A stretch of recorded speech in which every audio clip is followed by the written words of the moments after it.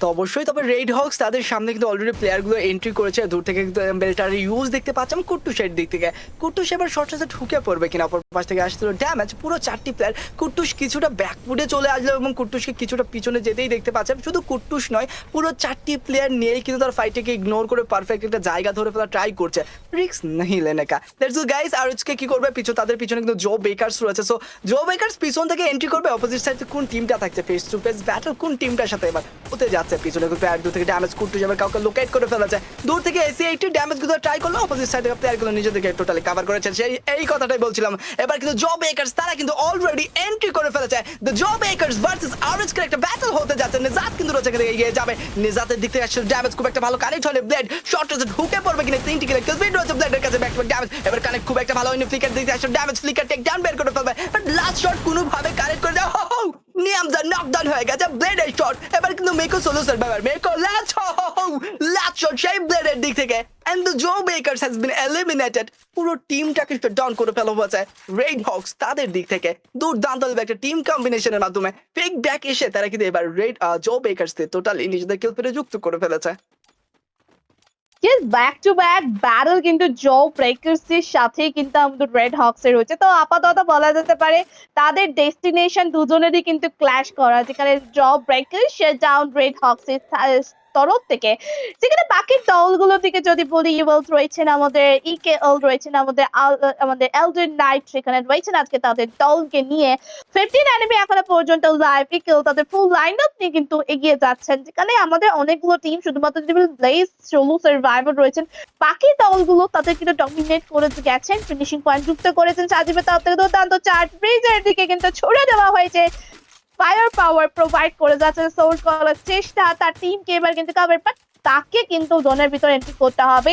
UL কে জোনের ভিতর entry করতে হবে, কারণ ইউএল একটুখানি দূরত্ব রয়েছে। তো বাকি টিমরা অবশ্যই গেট কিপিং করবে। যদি জোনের ভিতর এন্ট্রি করতে হয় তাহলে কিন্তু আর্লি এন্ট্রি করতে হয়। বাট ইউএল আই থিঙ্ক রোটেশনটা ডিফারেন্ট দিক দিয়ে কিন্তু নেবেন। তাদের ডিফারেন্ট স্ট্র্যাটেজি তারা এক্সিকিউট করার চেষ্টা করবেন। ইউনিক লেজেন্ডস আজকে তাদের দলের তরফ থেকে সামনে হতে পারে, অ্যাপ্রোচ করতে পারেন ফাইটে। তো আপাতত পানি পথে যুদ্ধ হবে। ইতিমধ্যে কিন্তু আরো একটা এলিমিনেশন দেখতে পেয়েছি বলের তরফ থেকে। তারা কিন্তু আরো একটা কিল ফিট যুদ্ধ করতে সক্ষম। On the other hand red hawk যেখানে দেখছেন ব্রিজ থেকে মাধ্যম ধরে তারা কিন্তু এগিয়ে যাচ্ছেন। বিকেল থেকে আপাতত প্রাথমিক সেল্টার হিসাবে তারা কিন্তু গ্রহণ করেছেন। প্রাইমারি সেল্টার হিসাবে তারা কিন্তু কভার নিয়েছেন। বাট ইভলের তরফ থেকে, বেরুজের তরফ থেকে দুর্দান্ত চার্জ করে যাচ্ছেন, ধসে পড়ছেন smash. Last 3 survivor one second knockdown. আবার কিন্তু রেস্কিউ করা হয়েছে স্ম্যাশকে। এবার কিন্তু এন্ট্রি করতে হবে, বাট জোন কিন্তু ফেভার করছে আজকে রেড হক্স কে। সো রেড হক্স আরো একটা বুঝে নিতে পারেন কিনা, কিন্তু নেজাতকে তারা হারিয়ে ফেলেছেন। নেজাত অলরেডি এলিমিনেশন বা 3জন ম্যান পাওয়ার তাকে করতে হবে 3v4 সিনারিও। বাট ব্রিজ থেকে ভালো একটা ড্যামেজ ছড়ে দিয়েছেন আমাদের রেড হক্স। আজকে তারা চলে উঠেছেন আজকের ব্যাটল গ্রাউন্ডে, আমাদের গ্র্যান্ড ফিনালে। অপোজিট দিকে যদি বলি, আমাদের ইউএল কে ডমিনেট করে যাচ্ছেন। আমাদের লেফট সাইডে থাকবেন আমাদের ইকেএল অলসো। তো দেখা যাক আমাদের ইকেএল এর সাথে ফাইটটা হয় কিনা, যেখানে মাল্টিপল ফাইটে যুক্ত হবেন আমাদের আজকের golf course area, golf course to ব্রাজিলিয়ার এরিয়াটা। যারা লাস্ট জোনটা কিন্তু আমাদের ব্রিজে, সেক্ষেত্রে রেড হক্স কিছুটা হলেও ফেভার করেছে আজকের জোনটা। তাদের কিন্তু লাকটা কিছুটা হলেও ফেভার করেছে রেড হক্স। এখানে রয়েছেন ফ্লিকার, তার একটা ফ্লিকিং পারফরমেন্স দেখতে চাইবো। সাহাবে রয়েছে স্নাইপার। তো ফ্লিকার যেখানে স্নাইপার নিয়ে রয়েছে সেখানে তো কোনো কথাই হবে না। ম্যাচের উপর অলরেডি কিন্তু চার্জ মেডিকেটের ব্যবহার, অলরেডি কিন্তু নকডাউন হয়ে যাচ্ছেন ইউএল। এবার কিন্তু ধীরে ধীরে ধসে পড়ছেন। লাস্ট ফাইনাল ফাইট উইথ টেম এনিমি। দেখা যাক জিততে পারেন নাকি রেড হক্স। আবারও একটা আনাদার বুইয়া।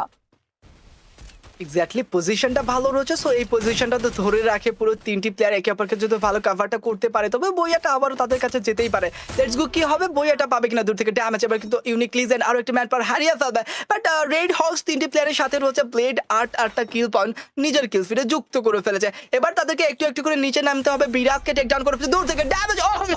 রেড হক্স পুরো টিমটাকে ওয়াইপ আউট করে ফেলেছে। ইউনিক লিজেন্ড এবার কিন্তু শাট ডাউন হয়ে গেছে। সোলো সার্ভাইভার রয়েছে অপোজিট থেকে, ব্লেড দিকে আসে ড্যামেজ। ব্লেড কোনোভাবে কানেকশন মেক করে ফেলবে।